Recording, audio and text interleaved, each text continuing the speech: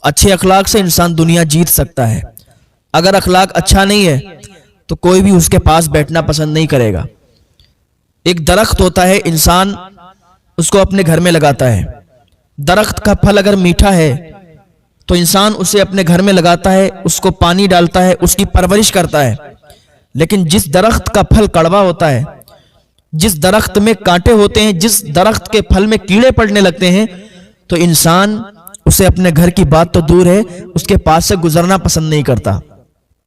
تو جب بھی بولیں میٹھے الفاظ بولیں، اخلاق اچھا رکھیں۔ ہمارے نبی صلی اللہ تعالی علیہ وسلم کا اخلاقی معیار سب سے بلند تھا، جس کی گواہی قرآن نے ان الفاظ میں دی، وَإِنَّكَ لَعَلَىٰ خُلُقٍ عَظِيمٍ۔ اے میرے محبوب، آپ اخلاق کے سب سے اونچے مقام پر فائز ہیں، سب سے اعلیٰ مقام پر فائز ہیں۔ تو اخلاق اگر اچھا ہوگا تو دنیا آپ کی تعریف کرے گی، اور اگر صاحب اخلاق اچھا نہیں ہے تو کوئی آپ کو اپنے پاس بٹھانا پسند نہیں کرے گا، آپ سے بولنا پسند نہیں کرے گا۔ ایک انسان تھا، اس کا اخلاق بہت اچھا تھا، کاروبار کرتا تھا، اس کی ایک بیوی تھی، اور وہ جب گھر سے باہر جاتا تھا تو 3-4 مہینے کے لیے وہ اپنے کاروبار پر نکلا کرتا تھا۔ اس کا جو کاروبار تھا تو وہ باہر سے تھا، وہ دوسری جگہ جا کر 3-4 مہینے رکتا تھا تو پورا اس کا کام سیٹل ہو جاتا تھا، پھر واپس آیا کرتا تھا۔ تو ایک دن اس نے سوچا، یار میں جب 3-4 مہینے کے لیے باہر جاتا ہوں تو کیوں نہ ہم ایک دوسری شادی کر لیں اور اپنی بیوی کو نہ بتائیں۔ دوسری شادی کر کے جب ہم 4 مہینے کے لیے وہاں جاتے ہیں تو وہاں 4 مہینے کے لیے رکیں گے اور پھر واپس آئیں گے، لیکن جس کا جتنا حق ہے اتنا ہی دیں گے۔ پہلی بیوی کا جتنا حق ہے اس کو اتنا دیں گے، اور دوسری بیوی کا جتنا حق ہوگا اس کو بھی اتنا ہی دیں گے، کسی کو بھی ناراض نہیں کریں گے، لیکن پہلی بیوی کو بتائیں گے نہیں۔ اب کیا ہوا کہ وہ جب باہر گیا جہاں اس کا کام چلتا تھا، 4 مہینے کے لیے رکتا تھا، تو اس نے وہاں پر ایک عورت سے شادی کر لی، ایک عورت سے شادی کی، اب وہیں پر رہنے لگا وہ۔ اب 4 مہینے کے بعد ادھر آتا تھا تو اس بیوی کے ہاں رہتا تھا۔ تو جب شادی کر کے واپس آئے تو بیوی سمجھ گئی کہ آج جو ہے معاملہ گڑبڑ لگ رہا ہے، آج یہ بہکے بہکے لگ رہے ہیں، عجیب سی ان کی حالت ہے، عجیب سی کیفیت ہے۔ وہ کچھ سمجھ تو گئی تھی، لیکن اس نے کہا چلو پورا ہمیں یقین ہو جائے تو زیادہ بہتر ہے کہ معاملہ کیا ہے۔ اس نے ایک بوڑھی خاتون کو بلایا، اس عورت نے، اس کی بیوی نے بوڑھی خاتون کو بلایا اور کہا، اماں ایسی بات ہے، آج میرے میاں کے مزاج بدلے ہوئے لگ رہے تھے، میرے میاں کا طریقہ تھوڑا الگ لگ رہا تھا، تو ہم کیوں نہ پورا یقین کر لیں، پورے یقین کے ساتھ ہم سمجھ لیں کہ بات کیا ہے، معاملہ کیا ہے۔ اماں آپ ایسا کرو، جہاں پر یہ کام اپنا چلاتے ہیں، جہاں پر جاتے ہیں، وہاں پر ذرا دیکھو تو جا کے یہ کہاں پر جاتے ہیں، کہاں ٹھہرتے ہیں، کہاں رکتے ہیں، کیا معاملہ ہے۔ بوڑھی خاتون نے کہا ٹھیک ہے بیٹی، میں جاتی ہوں اور پتہ لگا کے پھر آتی ہوں۔ وہ بوڑھی خاتون اسی جگہ پہنچ گئی جہاں وہ انسان جس نے شادی کی تھی، شادی کر کے وہاں رہتا تھا۔ وہ بوڑھی نے 1-2 دن کے اندر سارا معاملہ پتہ کر لیا، واپس اسی عورت کے پاس آئی اور کہنے لگی، ایسا ہے کہ یہ انسان جو آپ کا شوہر ہے، جو آپ کا دولہا ہے، یہ وہاں جاتا ہے، اس نے ایک خاتون سے شادی کر لی ہے، وہ بھی بے سہارا تھی، اسے بھی کوئی سہارا نہیں تھا، اس نے بھی شادی کر لی کہ چلو سہارا تو ملے گا۔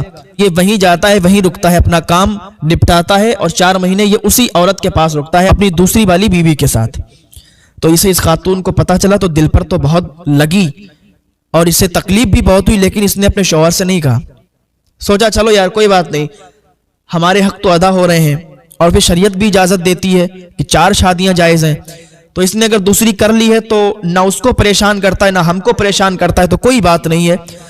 اس نے کسی کو بھی نہیں بتایا، اپنے شوہر کو بھی نہیں بتایا، حالانکہ اس کو معلوم چل گیا تھا۔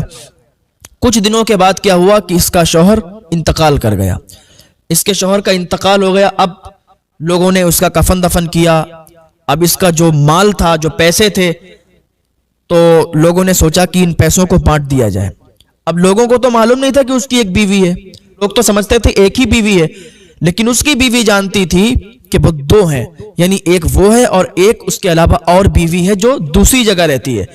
لوگوں نے جب مال تقسیم کیا تو 4 بوریاں دینار کی، اتنے دینار تھے کہ 4 بوریوں میں بھر گئے، 4 بوریاں دینار کی اس کی بیوی کو دے دیں۔ اس کی بیوی نے رکھ لی۔ اس کی بیوی نے اسی بوڑھی خاتون کو بلایا جو دیکھنے گئی تھی، کہا اماں ایسی بات ہے، لوگ نہیں جانتے کہ ان کی 2 بیویاں تھیں، لیکن میں جانتی ہوں اور آپ جانتی ہیں، تو میں یہ چاہتی ہوں یہ جو 2 بوریاں ہیں ان میں سے 1 بوری میں لے لیتی ہوں اور 1 بوری دینار کی آپ ان کے پاس لے جاؤ جو ان کی دوسری بیوی ہے۔ تو اس بوڑھی خاتون نے کہا ٹھیک ہے میں ابھی پہنچوا دیتی ہوں۔ بوڑھی خاتون نے وہ بوری لی، مزدور کیے اور وہ بوری لدوا کر اسی عورت کے گھر پہنچے جو دوسری والی بیوی تھی۔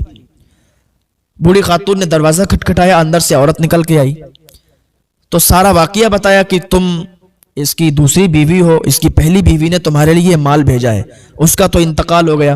جب انتقال کی خبر اس نے سنی تو بہت زار و قطار رونے لگی، کافی روئی۔ پھر جب شانت ہوئی، جب بیٹھی تو کہنے لگی اب بتاؤ کیا بات ہے۔ کہا 2 بوریاں تھیں اس کے مال کی، تو جب بٹوارا ہوا تو ایک بوری اس نے اپنے پاس رکھ لی ہے اور ایک بوری اس کی بیوی نے تمہیں بھیجی ہے، کیونکہ اس کی بیوی جانتی تھی کہ وہ دوسری عورت بھی ان کی ہے، ان کی دوسری بیوی بھی ہے۔ تو یہ وہ سن کر بہت تعجب میں پڑ گئی اور اسے بہت خوشی ہوئی کہ بتائیے وہ جاننے کے باوجود بھی انہوں نے میرے لیے حصہ بھیجا ہے، میرے لیے یہ دینار کی بوری بھیجی ہے۔ کہا سنو میں بھی آپ کو ایک بات بتاتی ہوں، میرے جو شوہر تھے تو یہاں پر جب آئے تھے تو ہماری کچھ تلخ کلامی ہوئی تھی، تو اس کی وجہ سے ہم میں لڑائی جھگڑا ہوا تو انہوں نے مجھے طلاق دے دی تھی۔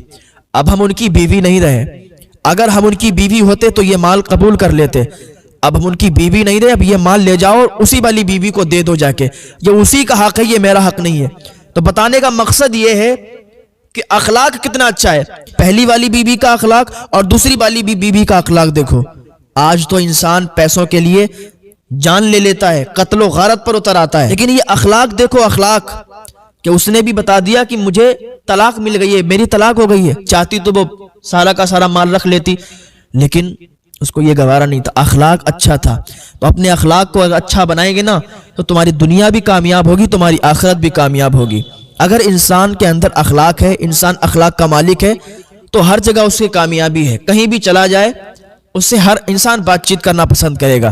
لیکن جس کا اخلاق اچھا نہیں ہے تو اس کو کوئی بھی اپنے پاس نہیں بٹھاتا ہے، کوئی بھی اس سے بات کرنا پسند نہیں کرتا ہے۔ حضرت انس فرماتے ہیں کہ حضور صلی اللہ تعالی علیہ وسلم کا ایسا اخلاق تھا کہ آپ کے پاس اگر کوئی جانی دشمن بھی آتا تھا وہ بھی آپ کا دیوانہ ہو جایا کرتا تھا، آپ کے قدموں پر جان نچھاور کرنے کو اس کا دل چاہتا تھا۔